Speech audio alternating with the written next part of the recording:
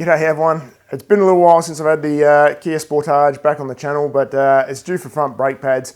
Last service, I made a note that it should be done in another service time, so that's where we're at now. So yeah, first things first, we're going to jack up the front, put some car stands under it, and rip the wheels off. You all good with that? Yeah, thanks for your help. Yeah, rightio. Let's get into it then. Alright, so I've just turned this wheel out, and I'm just going to do one side at a time there, mainly because, well, that's the same on the other side. But basically, we've got this lower retaining slide pin bolt, so we're going to undo that. Now that is a 14mm. Really, most of the time you only need to undo one of them. Now we also need to undo this bracket for the brake line up the top, because it looks like that's what's limiting us for swinging this brake caliper up out of the way. So we'll just undo that one there, and that was 12mm, I think it was. Yeah, 12mm. So that loose, we can flip that caliper all the way back, and then our pads come out nice and easy.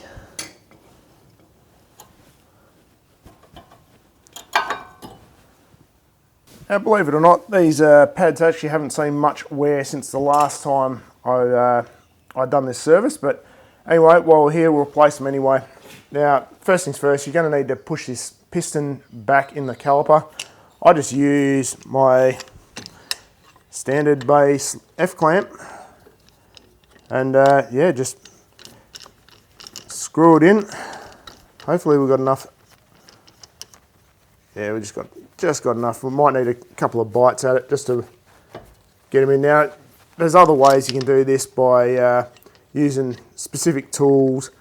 You can also crack the bleed on the caliper as well, just to let any of the old fluid out. We're not going to do that in this one, so yeah, it should be fine. But I'm running out of stroke because this is quite a deep piston there, so we'll get it back. Now, also worth noting while you're doing this, you need to keep an eye on your brake fluid reservoir level, because that will raise and you don't want to overfill it and spill it out everywhere. Now, I'm just swapping over to my G clamp because the F clamp is just doesn't have the length I need to actually get this piston back in, so yeah. So you see that's just pushing that caliper piston straight back in. Doesn't take much force at all, really. If it takes a lot of force, then something's going wrong. And that should be enough to allow our new pads in. So now, if you've got some brake cleaner, it's a good time to you can actually pull these pads out, or these little clips out. You can give them all a bit of a clean up. Same with the top there. And just while you put it all back together, so give all those a clean up. When you put it back together, I just like to throw a little bit of brake grease on all these parts. Just helps keep things lubricated. So yeah, let's get into that. So I've just given these a bit of a wire brush and a clean up just to get rid of some of the dust. So all I need to do now is I'll just throw a little bit of the brake grease, just in these little surface areas where the pads sit in. It's one of those things, you don't need a huge amount. Less is more when it comes to brake caliper sort of stuff, so yeah.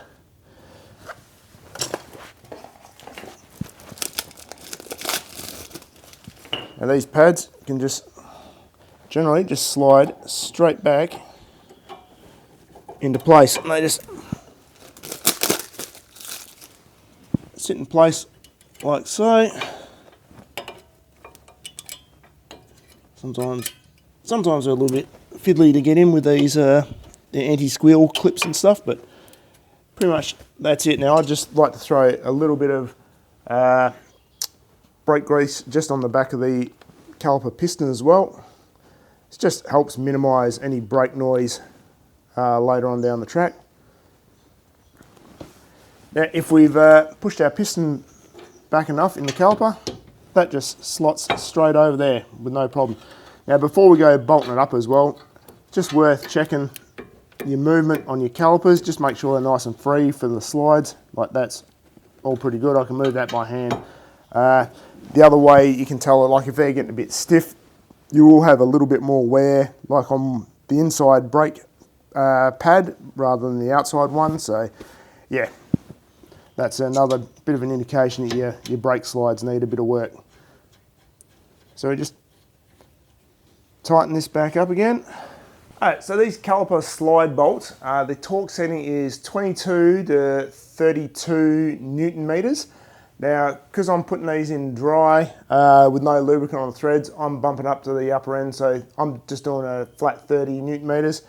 If you're going to put maybe a bit of Loctite on there, or yeah, I'd probably back it off down to the lower side, because that's probably just going to give it a little bit of lubrication in the thread and will affect the torque setting. But to be honest, Loctite in there, I've never bothered with brake calipers. I've always just done them up to the specified torque, and I've never had a problem with them coming loose. So yeah, don't forget the brake line retaining clip, so don't forget that, otherwise she'll just flop about in the breeze.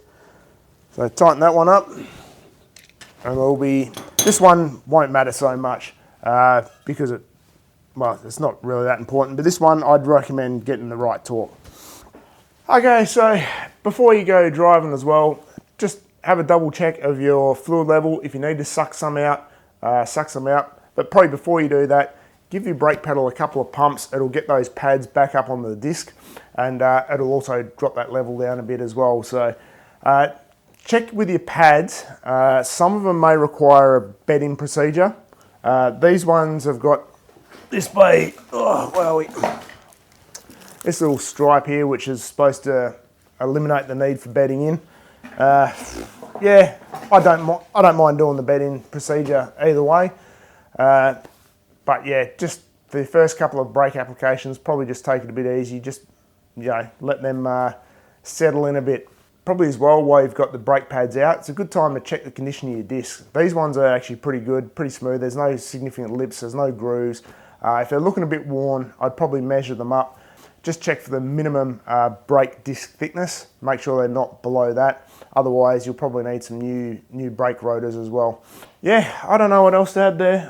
That's pretty much most of the things I do when I do a brake pad change. So it's just a general check over. Like I said, make sure your brake rotors have got your minimum thickness and they're still in good nick. So yeah, I'm going to go do the other side. It's exactly the same as this side, so you don't need to see that again. And if you enjoyed this video, just give it a thumbs up. Drop a comment as well if you really feel like it.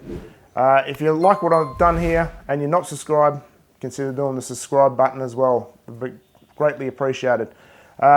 Members section, if you really want to see what I do a bit more, maybe a few behind the scenes things, bloopers, and early access to all my videos as well. So yeah, that's what the members section is. If you don't want to do that, you just want to say thank you, it's always a super thanks. I'd appreciate that. So yeah, I'm going to leave it at that. I'll see you in the next video.